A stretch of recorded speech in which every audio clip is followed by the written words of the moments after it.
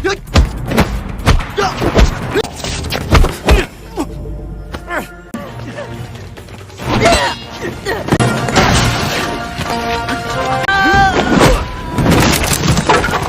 气源，武器群。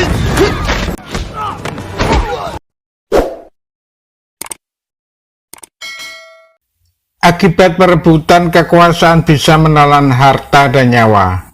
Inilah akibat nafsu penguasa yang tidak terkendali. Di scene awal kita diperlihatkan gerombolan berkuda memburu dan mengejar seorang panglima untuk dihabisi. Orang tersebut berhasil masuk ke sebuah biara. Panglima Cao tetap bersikeras memburunya, namun dihalangi oleh para murid Shaolin. Dan terjadilah pertengkaran.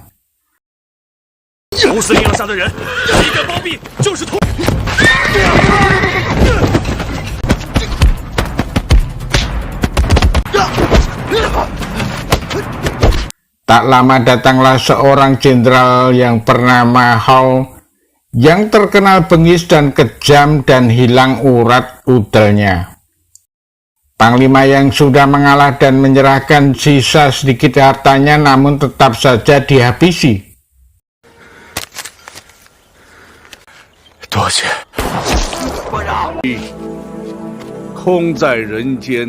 Jenderal Hao ternyata kakak beradik dengan Cao yang terkenal kejam dan bengis.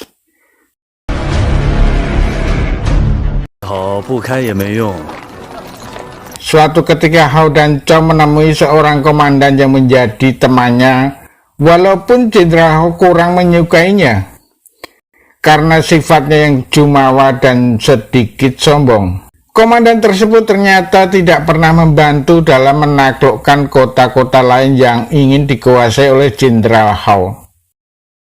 Singkat cerita, datanglah Kapten Bule yang bekerja sama untuk hal senjata canggih miliknya.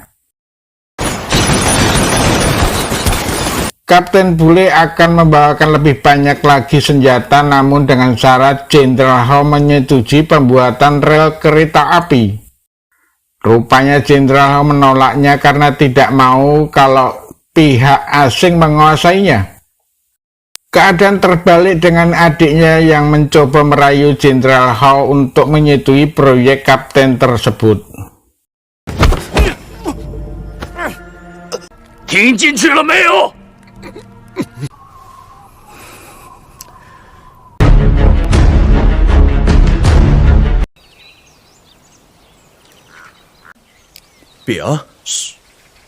Kita beralih ketika murid Shaolin sedang latihan. Sebut saja Jing On yang prihatin keadaan penduduk yang banyak kelaparan. Semua itu akibat peperangan. Jing On ingin mencuri beras dari orang-orang kaya untuk diberikan ke penduduk. Jenderal Hao sangat sayang terhadap keluarganya, walaupun sifat kejamnya sulit untuk dihilangkan.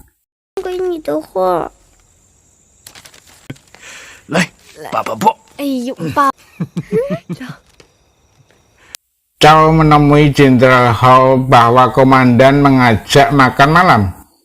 Namun nafsu serakah Jenderal Hao muncul dan ingin menghabisi komandan sehingga wilayahnya bisa dikuasainya. Rupanya istri Jenderal Hao mengetahui hal tersebut dan tidak setuju dengan rencana tersebut.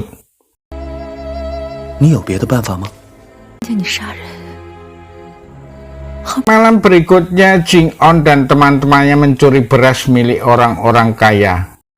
Di saat bersamaan Jenderal Hao menemui komandan.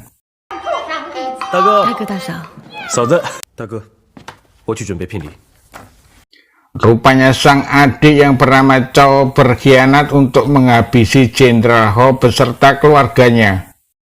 Cao telah membawa pembunuh bayaran. Jenderal Hao rupanya belum menyadari rencana Cao adiknya karena berfokus untuk membunuh komandan. Jenderal Hao menyuruh istri dan keluarganya untuk keluar dari ruangan. Lalu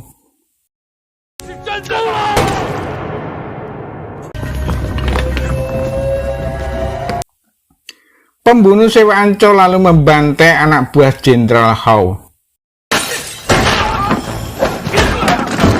Keadaan makin rumit. Para biksu teman Jing On yang berada di tempat tersebut lalu membantu Jenderal Hou.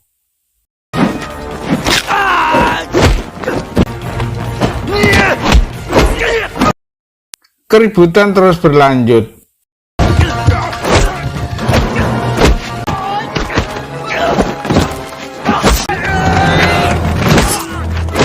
Jenderal Hou terus dikejar pembunuh sewaan Chow.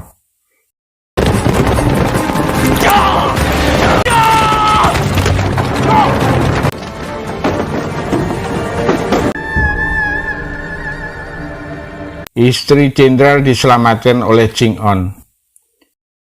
Jenderal Hou berhasil selamat dan membawa putrinya untuk segera diobati.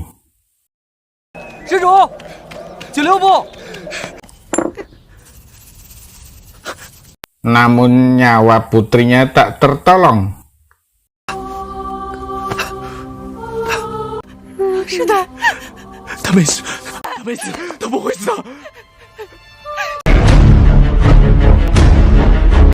Suatu saat jenderal menyendiri di sebuah lubang berhari-hari karena terperosok dalam lubang tersebut. Seorang juru masak yang diperankan Jackie Chan menolongnya dan memberikan makanan. 土葬呢还是活葬呢？活葬比较方便。 Sementara Chow yang telah berkuasa menyatakan Jenderal Hou sebagai buronan. Chow lalu menghajar para pengikut Jenderal Hou yang membangkangnya.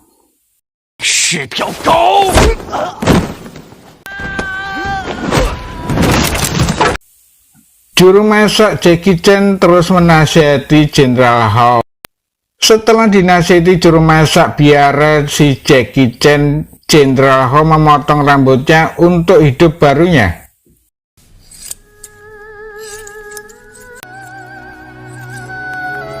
Atas kearifan dan kebijaksanaan, Jenderal Hou diterima sebagai biara. Walaupun dulu seorang jenderal yang sangat bengis. Rupanya jenderal ingin memiliki kesempatan kedua untuk hidup lebih baik di dalam biara. Tentunya dengan berbuat baik di dalam biara.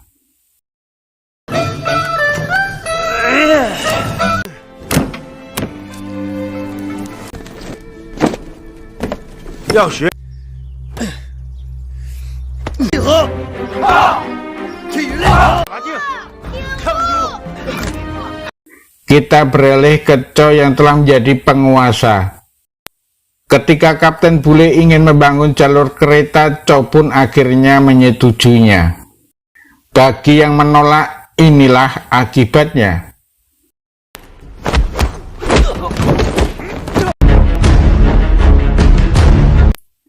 Proyek pun dimulai. Chow telah diberikan banyak senjata modern oleh Bule.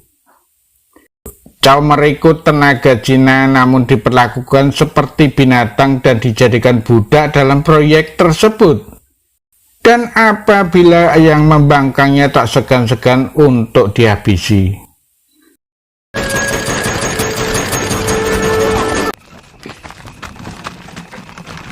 Suatu hari Chow kumat sifatnya dengan mengejar penduduk dan merangsek ke dalam biara.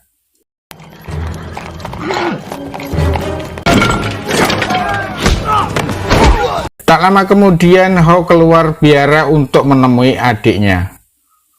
Hou sangat mengetahui sifat adiknya, lalu menamparnya. 我就知道你没那么容易死。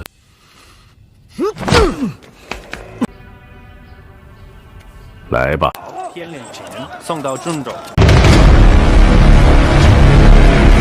Sang jenderal kemudian ke tempat kerajaan yang dulu. Namun betapa kagetnya keadaan sangat berubah. Rupanya istri Hou ditangkap oleh Chow dan dikerangkeng dimasukkan ke dalam kotak kerangkeng.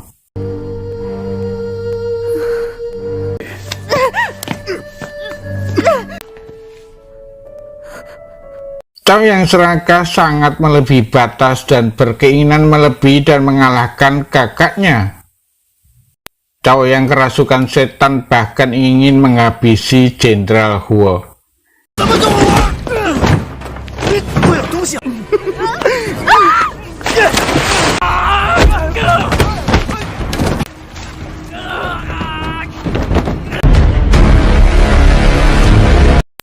Di saat itulah terdengar keributan tatkala Jing On dan teman-temannya berusaha membebaskan para sandera. Dalam peristiwa tersebut salah satu biksu akhirnya tewas.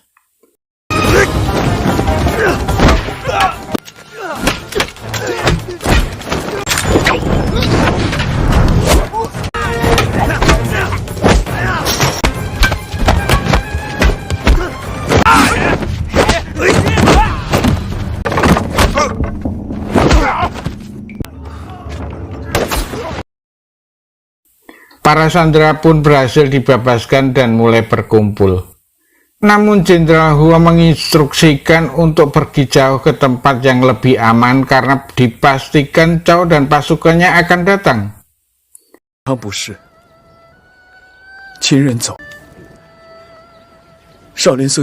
Akhirnya Chow benar-benar datang beserta pasukannya untuk menghabisi semua yang ada di dalam biara tersebut.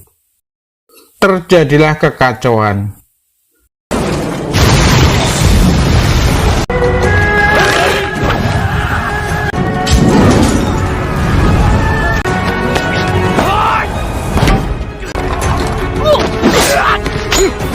Sementara terjadilah pertarungan antar saudara.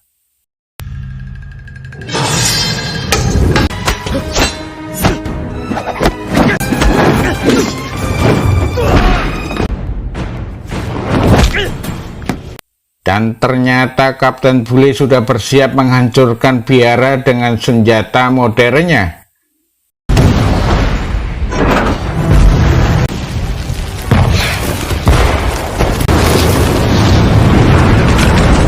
Jenderal Ho masih sibuk berantem dengan adiknya. Sebagai kakaknya, Jenderal Ho mengorbankan dirinya untuk adiknya.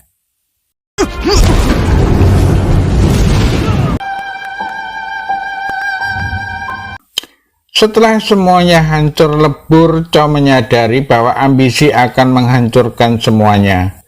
Dan Chow menyadari sekarang tidak mempunyai siapa-siapa. Film pun tamat.